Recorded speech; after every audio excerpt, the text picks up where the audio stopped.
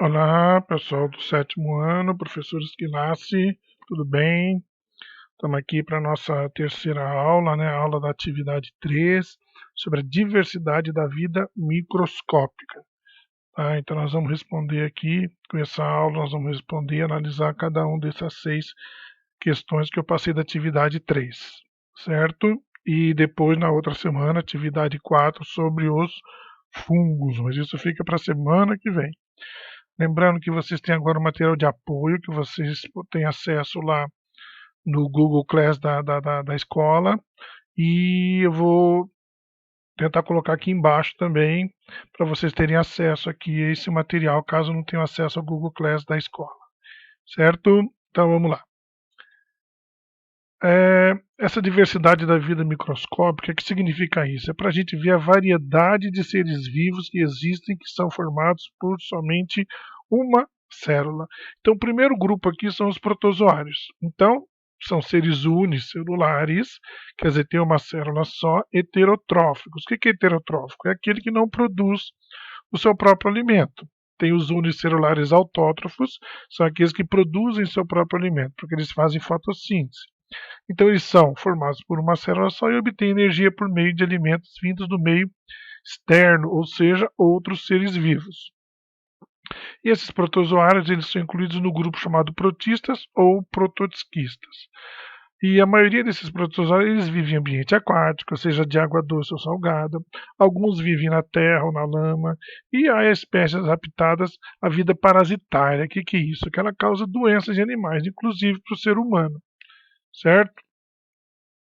Temos aqui 3 exemplos de protozoários, né? Então, olha diferentes estruturas de cada um. E olha que interessante, isso aqui é o aumento, né? Esse aqui está ampliado 200 vezes, esse 280 e esse 160. São 3 diferentes tipos de protozoário. Esse, para se locomover, usa flagelo, tipo de uma cauda, e esse tem cílios, né? Como se fossem o nosso cílio do olho, ele se movimenta e faz ele se movimentar de um lado para o outro. E tem o ameba. A ameba ela se movimenta com o chamado pseudóptero, que é tipo falso pé. Ela vai meio que se arrastando, certo? Então, ó, 3 seres unicelulares, certo? Continuando aqui, ó. E como é que esses seres formados por somente uma célula se reproduzem? Então, eles se reproduzem por meio de um processo chamado fissão ou divisão binária. Que é o quê? É quando uma célula cresce e se divide em duas, e cada qual com as mesmas características da original. Ou seja, é uma reprodução muito simples. Olha no esquema aqui, ó. Tá aqui, divisão binária da ameba. Então tá a ameba, primeira coisa ela aumenta de tamanho, o núcleo se divide em dois, vai para cada um para um lado e ela vai se dividindo ao meio até que uma dá origem a duas, e essas duas são idênticas a essa primeira.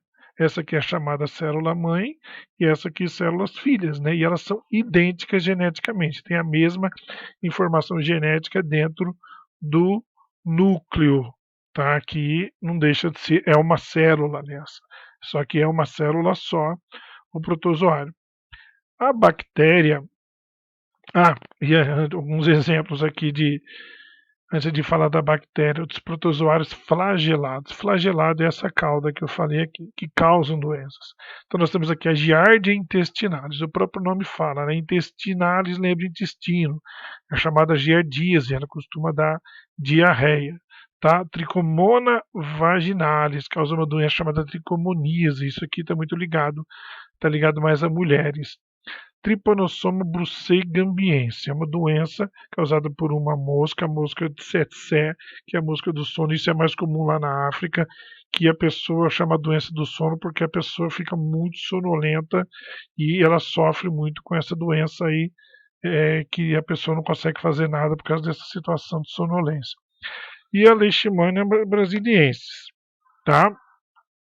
A Leishmania brasiliensis, ela causa leishmaniose, é uma doença muito comum para animais, né, cães e gatos. Agora sim, as bactérias. Elas também são organismos simples, são unicelulares e procarioto. O que é procarioto? é que a membrana não tem um núcleo que protege o material genético, não protege o DNA. Então, na bactéria, o DNA ele fica solto, o material genético fica totalmente solto, ele não tem uma proteção em volta, e por isso que é chamado de procarioto. No caso do protozoário, ele tem uma proteção do núcleo, que é a membrana nuclear.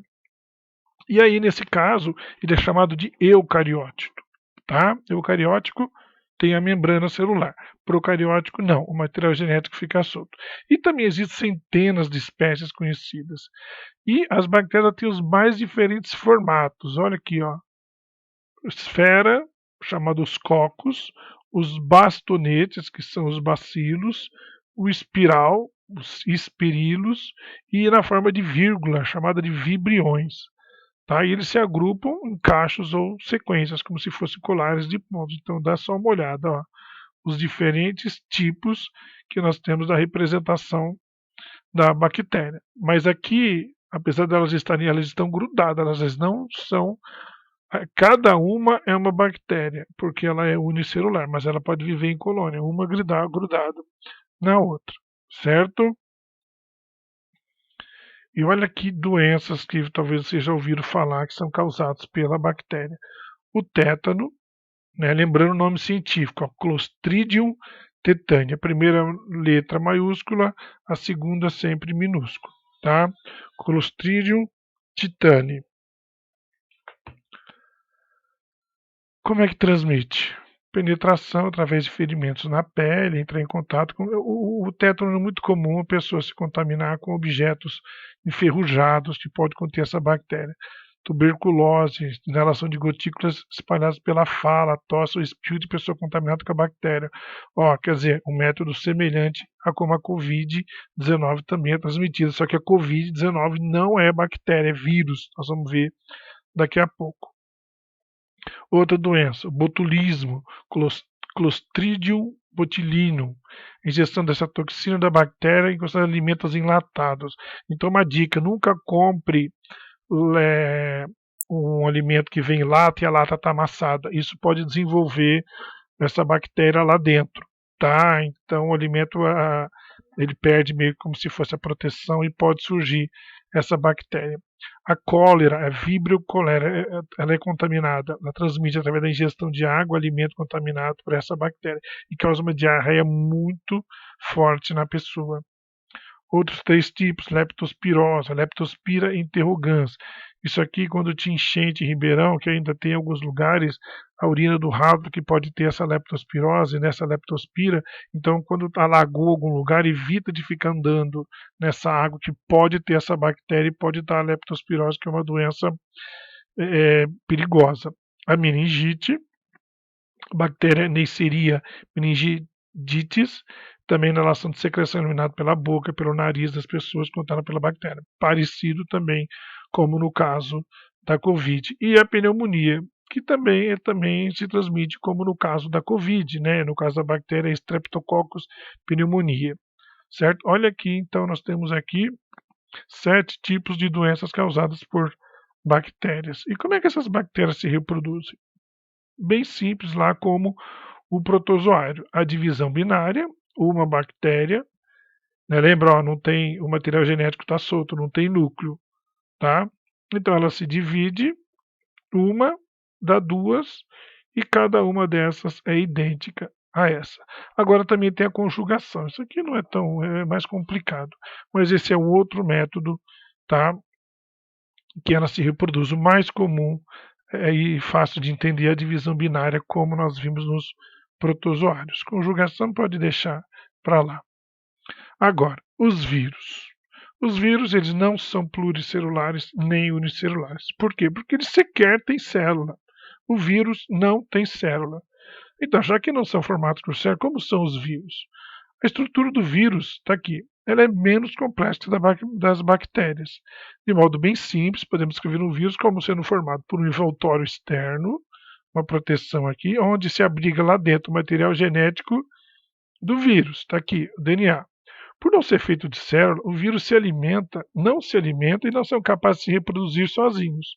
Para se reproduzir, eles necessitam de uma célula que hospede. Por isso que o vírus está muito ligado à contaminação, a doenças, porque ele ataca as células para conseguir se alimentar e se reproduzir. E como é que acontece isso? Olha os diferentes tipos que nós temos. Esse é o vírus HIV, que causa AIDS, o vírus da hepatite B, o vírus Ebola, que também foi um problema muito sério na África, ele era muito agressivo esse vírus, o adenovírus, influenza, outro tipo de gripe que também assolou a, uma boa parte do mundo, o vírus da raiva transmitido por cachorro, morcego, bacteriófago, tá? E esses três vírus, uma da gripe, tá? Agora está sem o nome aqui. Bom, mas esses três vírus. Agora, como é que esse vírus se reproduz? De duas formas. Ou ele simplesmente gruda numa célula, joga o DNA aqui dentro, o DNA entrou, aqui dentro esse DNA vai começar a produzir outros DNAs, vai chamar replicação, vai começar a montar o vírus e aí essa célula arrebenta e libera esse monte de vírus. Quer dizer, de um vírus, essa quantidade de vírus aqui. Ele é um ser muito simples, mas se ele tiver condições, ele se desenvolve. O outro jeito é ele pega, joga o DNA aqui, o DNA vai se juntar ao DNA da célula, e aí a célula vai se dividindo e levando essa informação do vírus inicial. Então, no caso aqui, uma deu origem a quatro. E as quatro, quando elas se dividiram, elas dividiram também o DNA do vírus. Então, mais para frente, quando chega nesse ciclo aqui, chamado de ciclo lítico, começa a produzir novos vírus. Então, olha só, de uma célula a quantidade de vírus que se desenvolveu. Tá aí que está o problema desse vírus aí, a gente evitar essa contaminação. E aqui é o vírus do Covid-19, que está se espalhando, né, no mundo inteiro. Aí a gente está fazendo toda essa quarentena para evitar com que ele se propague mais. Certo? Então vamos falar mais dele. Ó. Esse vírus é o novo coronavírus, o nome dele, né, não o nome científico, o nome que a ciência chama ele é o SARS-CoV-2, é como a Organização Mundial da Saúde, e isso não é porque ela quer ter uma organização para dar esse nome, chamado de Covid-19, né? Ela pertence ao grupo dos coronavírus, que é um patógeno, quer dizer, que causa doença e provoca síndrome respiratória aguda grave. Qual é a fonte de infecção? A maior fonte de infecção até agora é que os pacientes se infectam com esse novo coronavírus. A pessoa contaminada, que não apresenta sintomas, também pode tornar-se uma fonte de transmissão. Por isso que a quarentena é importante. A pessoa ela pode ter a Covid-19, ele não manifesta nenhum tipo de doença, nenhum sintoma, mas ele é uma pessoa que pode transmitir o vírus para outra pessoa. Nós vamos ver um videozinho curtinho daqui a pouco mostrando como é que isso acontece, tá? E qual que é o grupo de maior risco de se infectar? Todas as pessoas estão suscetíveis a contrair o vírus, sejam pessoas idosas e pessoas com doenças crônicas, né, que são crônicas, são doenças mais complexas, que estão sob maior risco. Criança e bebê também pode ser infectado, tá? Não é só idoso, não, e pessoa com doença crônica, qualquer um, certo? Continuando, sintomas. Os principais sintomas são febre, fraqueza e tosse seca. A menor parte dos pacientes também apresenta outros sintomas como obstrução nasal, coriza, diarreia. Alguns pacientes têm só uma febre baixa e uma fadiga leve.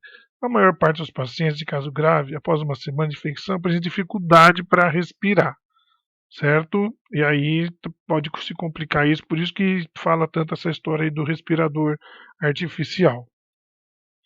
Como é que se transmite isso? Se espalha entre pessoas. As vias principais de transmissão são as gotículas no trato respiratório por contato.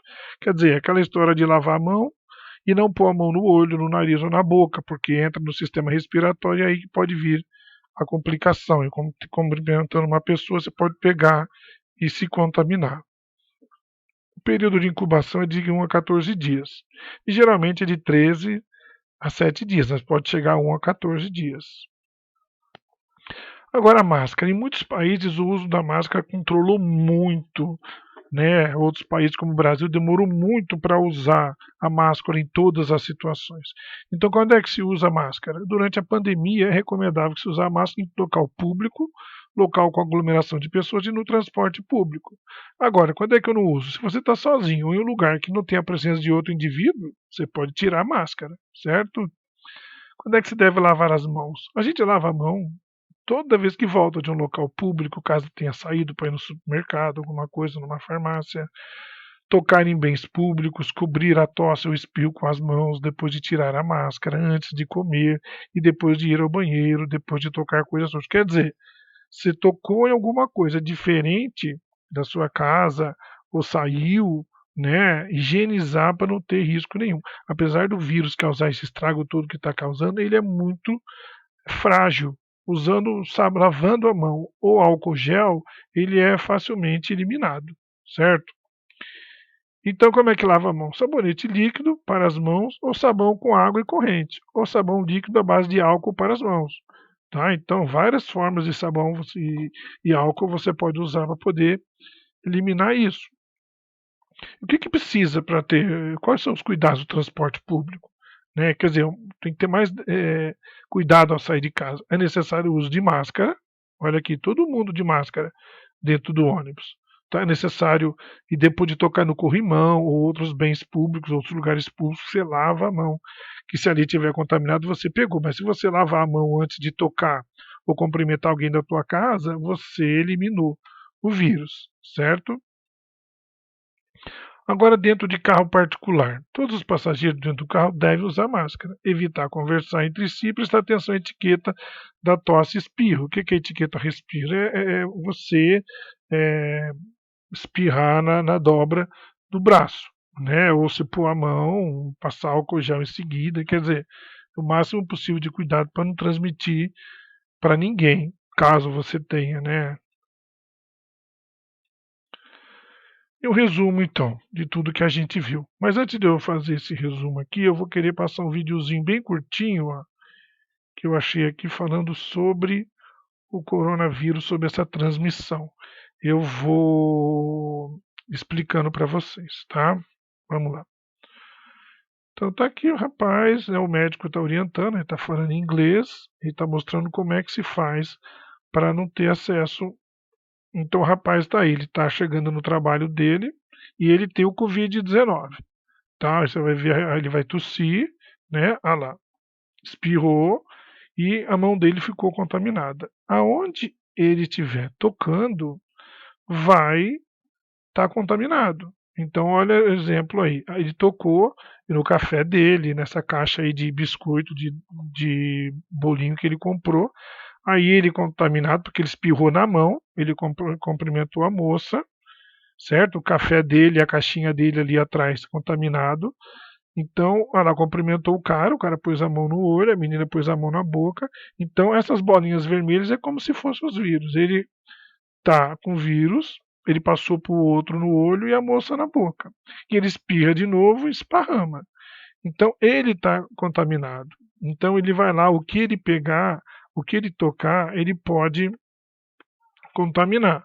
E aí ele ofereceu o Danit pro tiozinho, o tiozinho foi lá, pegou o Danit que estava contaminado, ingeriu e se contaminou também. Lembrando que esse senhor é do caso de pessoas de risco, né, por ser idoso. Ah lá, a correspondência ficou contaminada, porque o rapaz espirrou e não limpou a mão, passou pro rapaz, ah lá, ele coçou o nariz, ou pôs a mão na boca, e aí a transmissão acontece. Aí essa moça, o pessoal que trabalha aí, vai para casa, pega um transporte público, no caso aí é um metrô, e aí onde ela põe a mão, ela passa o vírus. O vírus ele não demora muito, mas o tempo que ele fica ali, se a pessoa põe a mão onde uma pessoa pôs e ela está contaminada e ele coçar o olho, olha lá, ele espirrou de novo sem proteger a boca ou o nariz. Então aí nessa espirrada esparrama tudo e isso vai esparramando para toda a cidade, é o que você está observando aí. Mas e se o cara for um pouco mais cuidadoso e tiver mais cuidado com a higiene? Então, ó, ele chegando, mesma coisa. Olha como ele tossiu. Ele tossiu no braço. Ele chegou, passou álcool gel, olha lá, espirrou no lenço, jogou o lenço fora e lavou a mão. Então os dois amigos dele, né, como ele não está mais contaminado, né, eles nem estão se cumprimentando, é um isolamento social, eles estão mantendo a distância, né, de 1,5 m a 2 e isso facilita. Então, o que está escrito aqui? Pare de contaminar. Lave as suas mãos por mais de 20 segundos, é, tussa ou espirre no ombro, lave a mão, use álcool gel ou sabão e não toque seus olhos, nariz e boca. E mantenha a distância de 1,5 m, tá? Essas aqui são umas dicas aqui desse vídeo para você ver de forma simples uma maneira da gente evitar, certo? Então voltando aqui para finalizar, o mapa conceitual de um resumo bem básico. Então nós vimos que os seres vivos eles podem ser pluricelulares, ou seja, formados por mais de uma célula, que são os animais e as plantas, e podem ser unicelulares, formados por somente uma célula, o próprio nome fala, unicelular, uma célula. Por exemplo, as bactérias, que elas podem causar doenças como tétano, tifo, coqueluche, pneumonia bacteriana, tuberculose, meningite bacteriana, leptospirose, cólera, hanseníase, botulismo. Nós vimos 7 doenças de bactérias lá anteriormente, né? E quem também causa doença? Os protozoários, doenças causadas pelo protozoário, amebíase, giardíase, malária, tá? E outras que a gente viu lá também. Mas a bactéria, ela também é importante para o ambiente, porque a bactéria, junto com os fungos, que é outro grupo que a gente vai ver depois, eles atuam como decompositores, eles fazem qualquer ser vivo que morra, eles vão decompor, vai participar da decomposição, onde vai produzir um adubo a partir do nitrogênio, tá? E também produz, né, tem a bactéria na terra que produz adubo a partir do nitrogênio do ar. Então, a bactéria como decompositor, ela devolve nutriente e ainda ajuda a produzir esse adubo também com o nitrogênio que tem no ar. E os seres vivos eles são formados por uma ou mais células, eventualmente atacadas por parasitas no interior de essas células podem ser atacadas por parasitas, que são os vírus. E as doenças causadas por vírus, gripe, AIDS, dengue, sarampo, catapora, cachumba, varíola, hepatite infecciosa, raiva, febre amarela, poliomielite. Tudo isso causado por vírus. Quer dizer, se a gente seguir aqueles cuidados que nós vimos lá, de higienização das mãos, lavar as mãos, não coçar olho, boca, nariz, né, não sair por aí cumprimentando as pessoas e pôr a mão na boca, quando for ao banheiro lavar a mão, então isso já reduz muito essa condição, esse monte de doença que a gente tem por aí, sejam doenças de bactérias ou vírus, que é o que mais se pega, né, nesse caso, como acontece com a Covid-19, certo? Então é isso. Então fica a próxima atividade 4, né? Nós vamos ter a aula 4 e aí eu vou falar dos fungos, certo? E eu vou colocar aqui então o material de apoio para vocês poderem responder essas perguntas e aí eu guardo vocês na próxima aula da semana que vem. Um abraço a todos, tchau, tchau.